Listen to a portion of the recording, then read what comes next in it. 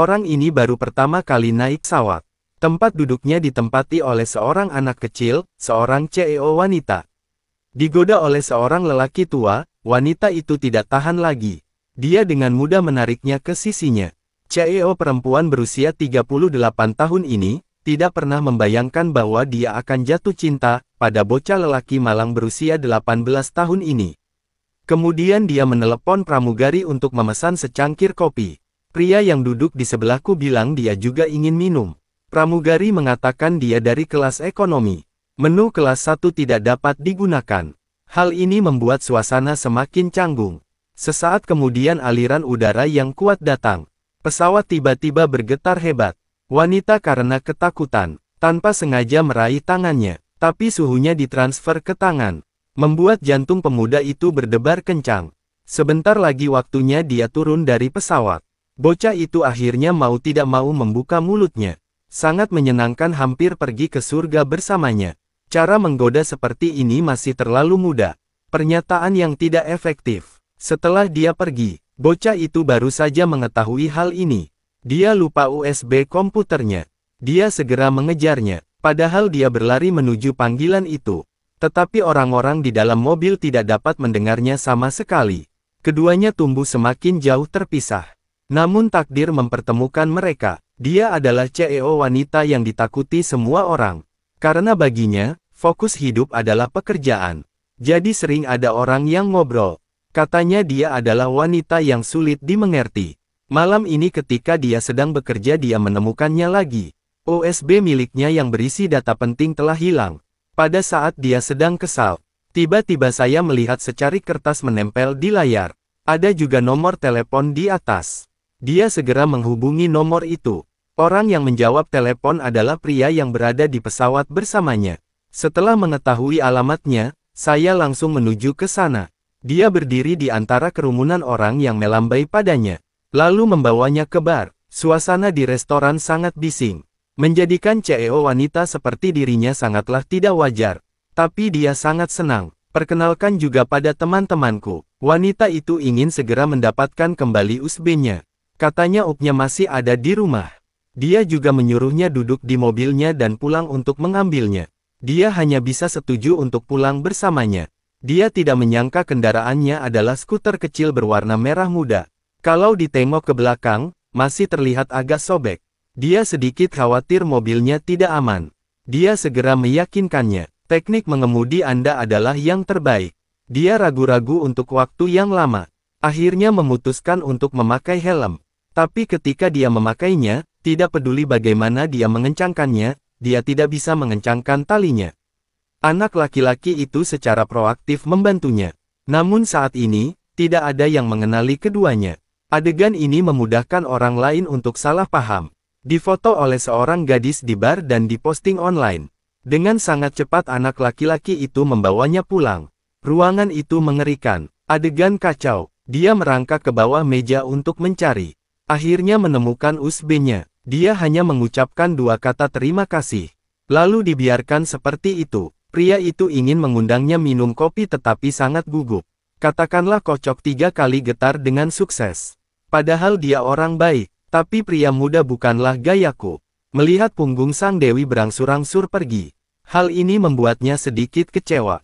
Dini hari berikutnya, wanita itu baru saja kembali ke perusahaan dan melihat mata menatapnya. Kelihatannya berbeda dari biasanya, seolah-olah dia menyembunyikan sesuatu darinya, bahkan lelaki tua yang sedang membersihkan kacamata di sebelahnya, matanya penuh dengan skrotum, hingga gadis di meja depan mengambil foto, dia baru sadar, apa yang terjadi tadi malam, tapi diposting secara online, dan setelah presiden perusahaan mendengar berita tersebut, dia menyemangati dia bahwa sudah waktunya untuk menjalin hubungan.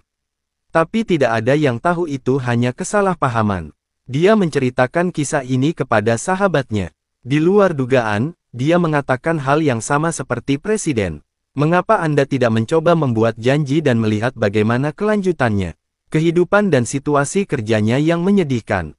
Harus berubah. Setelah dia sampai di rumah, dia berpikir lama. Akhirnya mengambil langkah berani ke depan.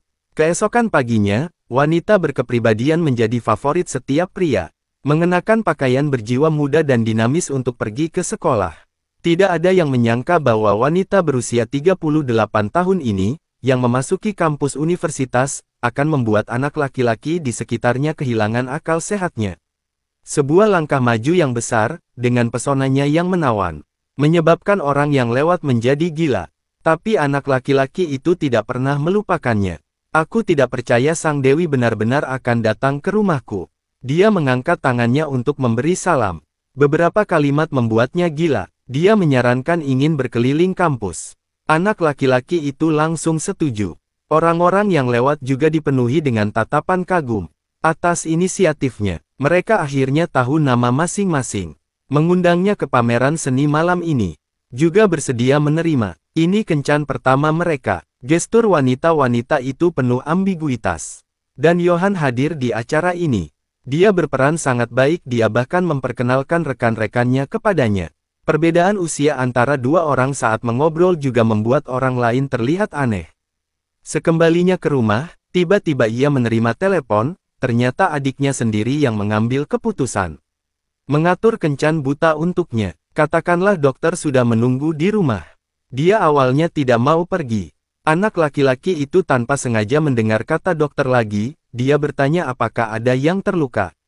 Karena untuk menghindari rasa malu, dia dengan tenang mengatakan bahwa anggota keluarganya sakit. Setelah dia mengetahuinya, dia sangat khawatir dan segera bergegas keluar untuk membantunya menghentikan taksi. Kemudian menarik keluar penumpang yang duduk di dalam mobil, dan jelaskan ada pasien yang perlu ke rumah sakit. Setelah perdebatan sengit, akhirnya mengirim Sang Dewi ke taksi itu. Dan ekspresinya barusan membuatku merasa sangat hangat. Kencan buta yang enggan ini, seperti biasa, hanyalah formalitas. Beberapa hari kemudian, mobil rusak ini pun menjadi saksi kemesraan mereka. Minta dia untuk menghadiri acara berkumpulnya nama-nama besar di dunia fashion. Dia mengingatkannya untuk menjaga ketertiban. Saat ini, dia tiba-tiba terjatuh dan segera berlari untuk membantunya berdiri. Tindakan ini membuat Anna sangat terkejut. Pemuda yang antusias ini juga meninggalkan kesan pada para pemimpinnya. Selama hari-hari keduanya bersama, perasaan di antara mereka akhirnya berangsur-angsur berkembang. Di malam hari, setelah membawanya pulang, dia bermaksud mencoba memegang tangannya, tapi dia menghindarinya. Hal ini membuat suasana menjadi sedikit canggung. Ketika dia pergi, dia mengucapkan selamat malam, tetapi begitu dia selesai mengucapkannya, dia merasa menyesal, mengapa dia tidak lebih proaktif. Dia segera mengetuk pintu, tanyakan pada Anna, apakah ada orang lain di rumah itu. Ketika dia tahu tidak ada seorang pun di rumah, dia terus mencium bibirnya. Anna tidak berniat mendorongnya menjauh. Adegan ini sepertinya sudah lama mereka tunggu-tunggu. Keesokan paginya, Anna segera mendesaknya untuk segera pergi. Katakanlah adikmu akan segera pulang. Johan segera berpakaian. Tidak dapat menemukan sepatu lainnya. Saya hanya perlu mengikatkan kantong plastik ke kaki saya. Begitu dia turun, Anna tiba-tiba memanggilnya kembali. Ciuman lembut ini langsung membuat Johan girang. Ini juga membantunya memastikan bahwa bagian emosional ini nyata. Nanti di antara kalian berdua, pria itu juga menjadi semakin proaktif. Anna melihat secari kertas di pohon. Seiring dengan garis yang digambar di tanah, dia menemukan surat di bawah kursi. Ternyata Johan sudah mengiriminya undangan. Dua orang duduk di atas skuter berwarna merah muda. Nikmati saat-saat indah yang dibawa oleh cinta. Di momen manis ini, Johan ingin melakukan perjalanan jauh bersamanya. Namun lamaran ini ditolak olehnya. Ternyata hal itu disebabkan oleh perbedaan usia di antara keduanya.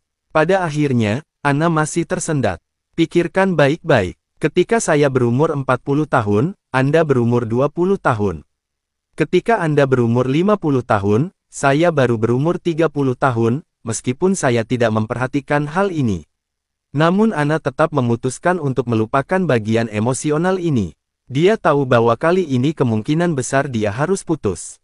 Hidupnya pun seakan kehilangan tujuan. Rumah itu berantakan seperti tumpukan sampah. Dan hari-hari berikutnya, juga curahkan sepenuh hati ke dalam pekerjaan Anda. Saat ini perusahaan memilih pemeran utama pria untuk sampul majalah. Namun investor fashion sangat pemilih. Tidak ada yang bisa menghadapi mereka. Sampai aku melihat foto pacar Anna. Menyadari bahwa itu adalah pria yang antusias dari acara tersebut, dia langsung memutuskan untuk memilihnya. Ini sangat mengejutkan Anna, tapi aku harus pergi mencari bantuan. Sang ayah segera berbicara kepadanya. Pacarnya datang mencarinya. Anak laki-laki itu awalnya bermaksud mencari satu set pakaian bersih untuk dipakai. Sekali lagi, semua pakaiannya bau.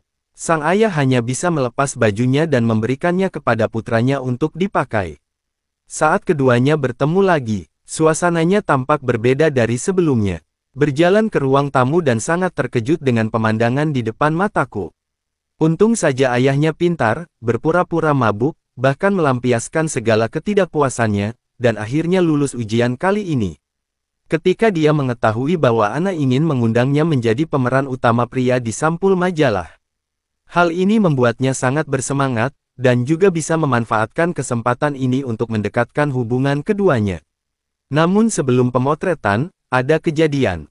Rekannya tak sengaja menyebutkan sesuatu dan ternyata diajak foto untuk sampul majalah. Itu bukan niatnya, dia hanya berusaha menyenangkan atasannya, demi kesempatan, untuk dipromosikan. Kejadian ini membuat saya sangat sedih. Meski dimanfaatkan seperti itu, dia tetap membantu Anna, meski dia hanya alat untuk digunakan orang lain. Tapi sudah waktunya untuk mengambil gambar. Karena kondisinya sangat buruk. Dikombinasikan dengan pengambilan gambar berulang-ulang, dia tidak tahan lagi. Segera bertengkar dengan sutradara, dan Anna melihat semua ini.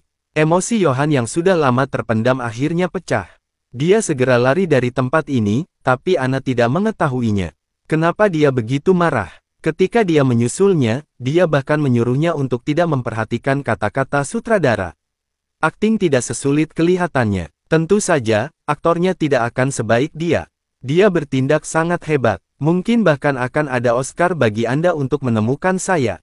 Itu karena saya ingin mendapat kesempatan promosi. Dia akan berhasil, mari beri dia tepuk tangan. Selamat. Meskipun dia marah, dia juga tidak mau marah karena hal ini. Mempengaruhi pekerjaan Anna, hatiku terasa seperti hancur, dan dia juga banyak menyalahkan dirinya sendiri. Tidak lama kemudian Anna meninggalkan pekerjaannya. Dia awalnya ingin menjadi seorang penulis. Sekarang saya akhirnya punya waktu untuk melakukan apa yang saya inginkan.